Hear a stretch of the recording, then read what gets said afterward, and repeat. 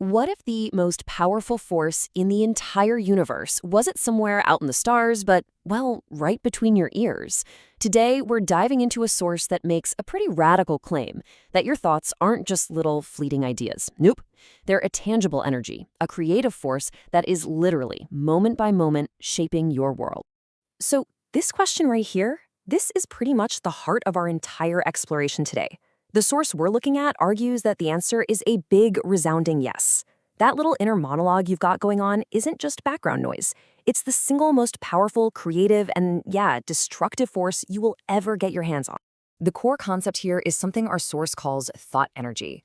The idea is that when you take a thought and you combine it with intense focus and what the text calls prana shakti, which you can think of as your essential life force, your spiritual battery pack, it stops being abstract. It actually becomes a real, tangible energy that can go out and get things done in the physical world.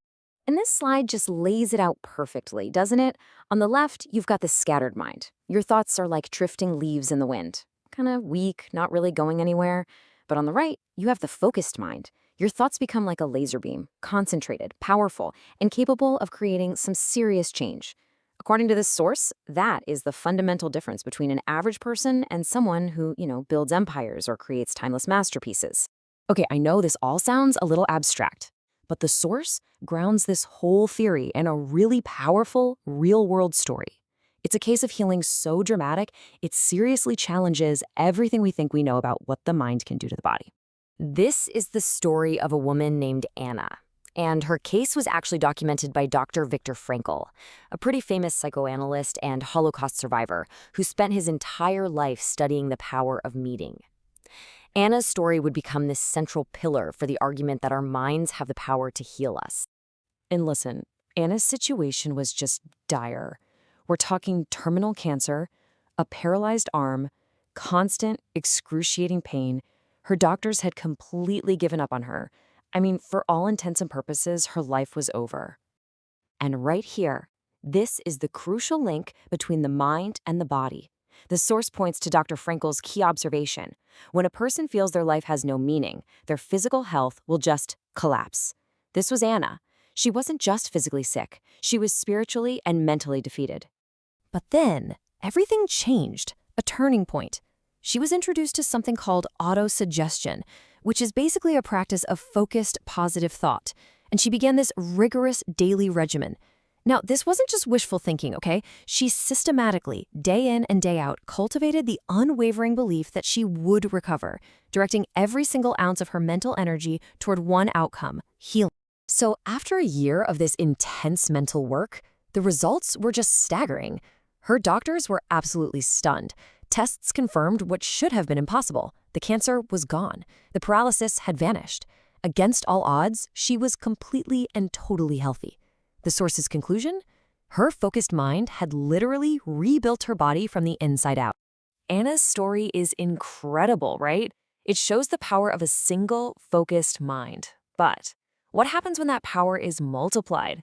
Well, the source next explores how this collective thought energy can build up and actually shape the very atmosphere of the places we live and work in. I mean, think about it. You've had this happen, right? You walk into a room and you immediately feel this heavy, tense atmosphere. Or you walk into another space and feel this instant sense of peace and calm. So, where does that vibe actually come from? Well, according to the source, that vibe isn't just your imagination. It's the tangible residue of collective thought energy. I mean, think of the oppressive feeling you might get in a butcher's shop, that lingering thought form of violence, or the profound quiet you feel in a graveyard just steeped in generations of grief and remembrance. These places, the source argues, literally absorb and then radiate the dominant thoughts of everyone who's ever been there. So if thoughts can heal and they can shape environments, it kind of stands to reason they can also be used to harm. And this brings us to a really critical warning in the source text. What happens when this incredible power is deliberately misused? The source paints this really stark contrast between two eras. In the past, it argues, the power to shape public thought was held by sages, by wise people who were focused on what it calls lokmangal, a term that just means the collective public good. Their goal was to uplift society.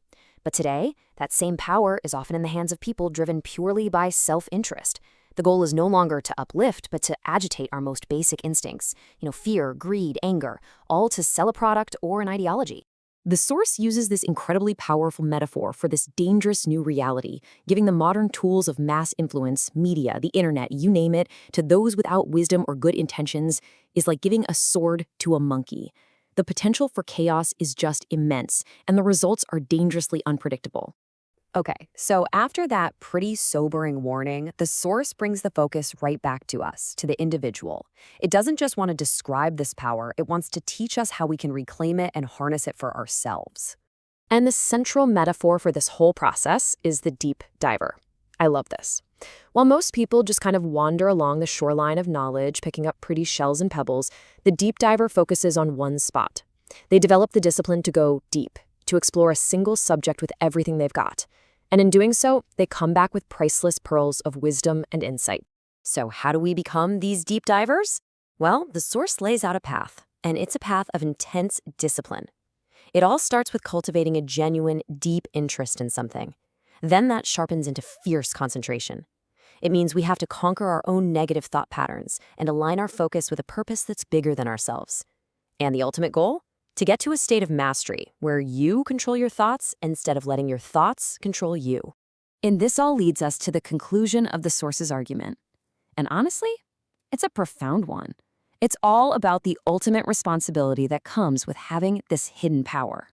Just let that sink in for a second. The text makes this incredible claim that the combined, focused thought energy of humanity is more powerful than any army, any economy, any physical force on this entire planet. It is the ultimate creative engine of our world. At the end of the day, this power is neutral. It's simply a tool. If we wield it with wisdom, it can solve our greatest problems. It can grant new life to the world. But if it's driven by greed and ignorance, it will lead us straight toward destruction. The stakes, as the source makes crystal clear, could not be any higher. And so we end with this final responsibility. This isn't just some interesting theory. It's a call to action. The source is telling us that every single focused thought we have sends a ripple of energy out into the world, contributing to the reality that we all share. So the final question it leaves us with is really the only one that matters. What kind of world are your thoughts building right now?